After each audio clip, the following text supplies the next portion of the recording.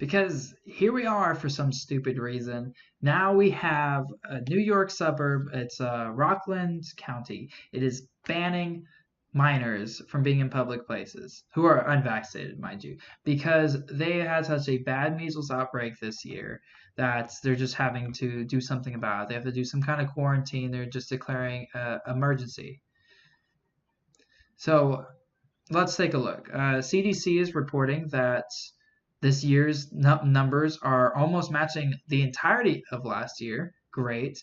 We can click here and we can take a look at, oh, before we even do that, do y'all know what the old numbers used to be? Like before vaccines were around, and why we say it's almost eradicated? Because like this does not look like eradicated. First of all, we have like over 300 million people in the US, and in the past, we used to have between 3 and 4 million people every year. 3 to 4 million people were infected, and good 400 500 people died. Almost everyone got measles by the time they were 15 years of age. And here we are looking at lower numbers. Yeah, it's almost eradicated.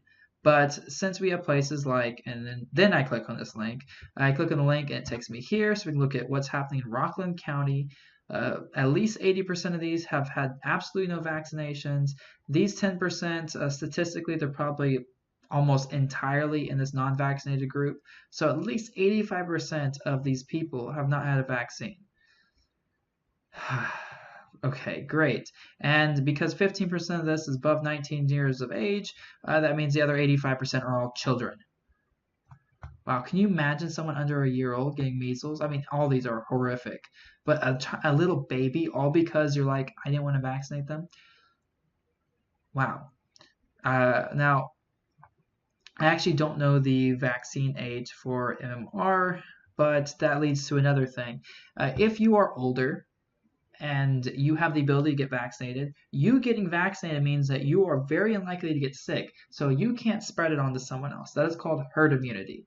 So even if the age is greater than 1 year old, let's say it's like in the 1 to 3 year range, and that's where you're supposed to get your vaccine. If everyone above that age is vaccinated, you can't pass it on to a 1 year old. That's a thing. You can't pass it on to the elderly whose health is starting to fail them.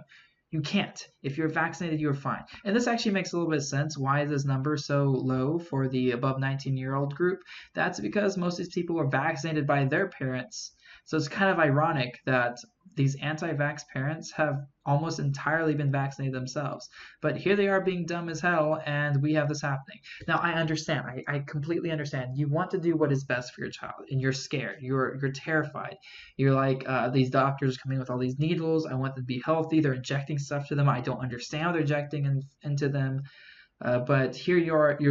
You're listening to people on the internet. Like, I'm a person on the internet. You don't want to listen to me, so why are you listening to these other people? A lot of them have fake credentials, or their credentials are pretty much meaningless. They have like no background education, like none of this, and you are just listening to them, and you're just like, yes, I don't want this in my child. Okay, so what do you bring up? You bring up mercury.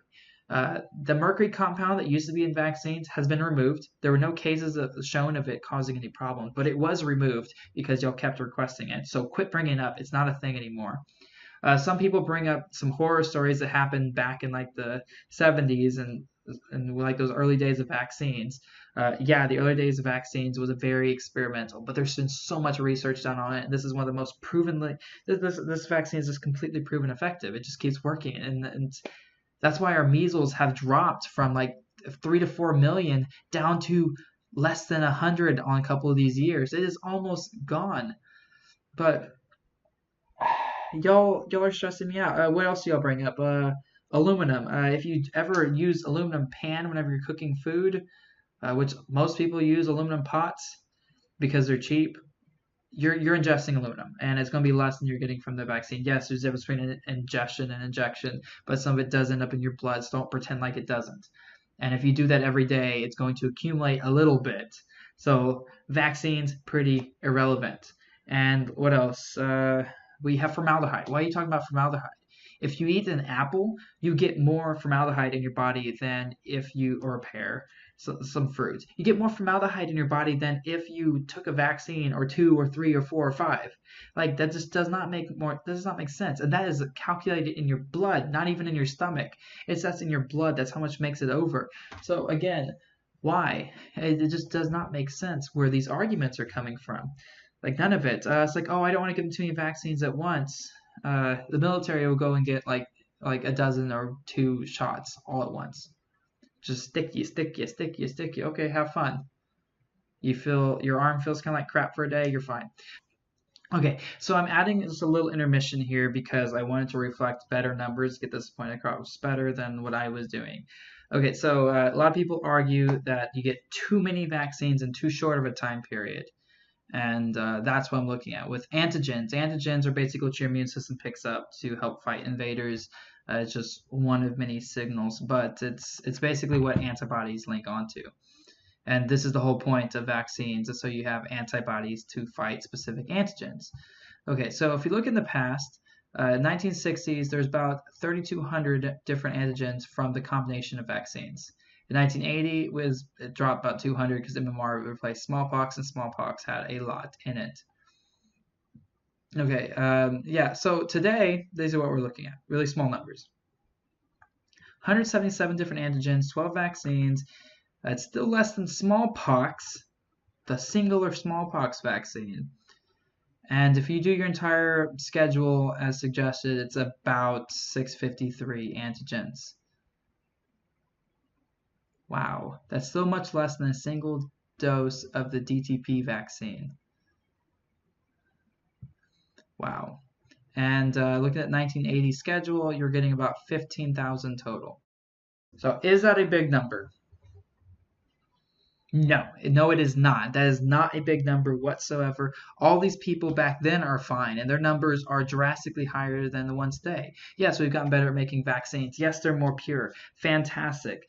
But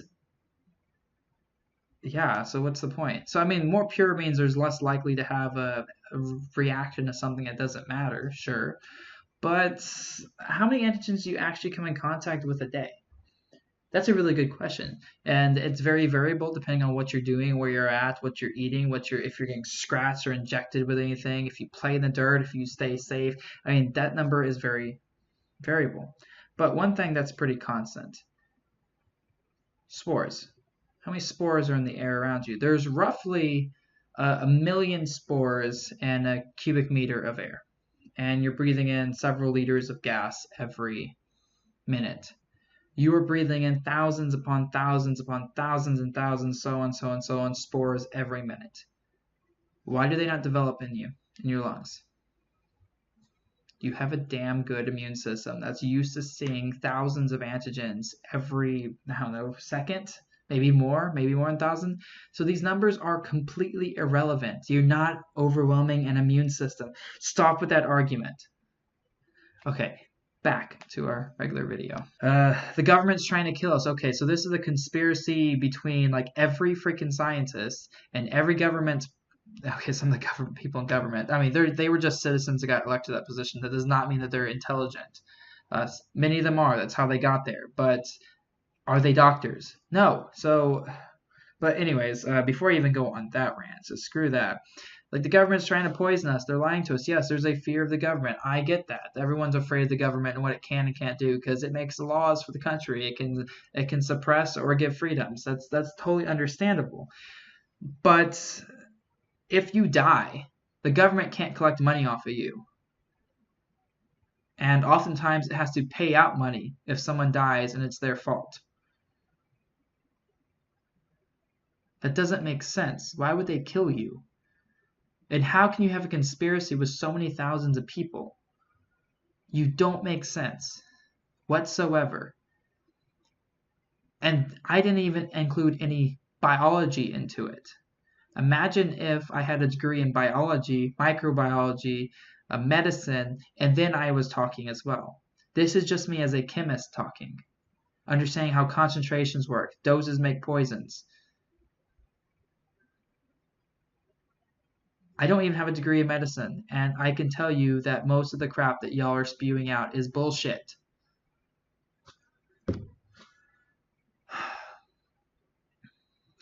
You don't just vaccinate for yourself. You vaccinate to protect someone else. I don't understand. But whatever. This blood, any blood that is spilt, is on your hands. Don't do it. Listen to the professionals. Please listen to the professionals. If you have a medical reason not to vaccinate, okay, you have a medical reason not to vaccinate. But don't start making stuff up. There are some states that are looking into banning non-vaccinated people from attending like public schools. And I'm going to the comment sections on some of these posts going around on Facebook, and people are like, oh, this is why I'm switching states. I'm just like, what? They're leaving that state because they're scared.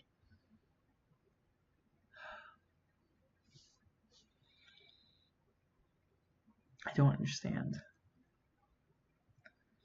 People are going to die because of you. You think you know what you're talking about. But the numbers don't lie. There are so many different resources all pointing to the same conclusion, and they all say you're wrong. Please, for the sake of not only your child, but all the other children in the US, don't do it. Yes, measles is not normally deadly. That's why out of the 3 to 4 million people every year that got infected, you only saw 3 to 500 die. That's like 0.1%. But that number should be 0. It's entirely preventable. Prevent it. Don't let it happen. I don't understand.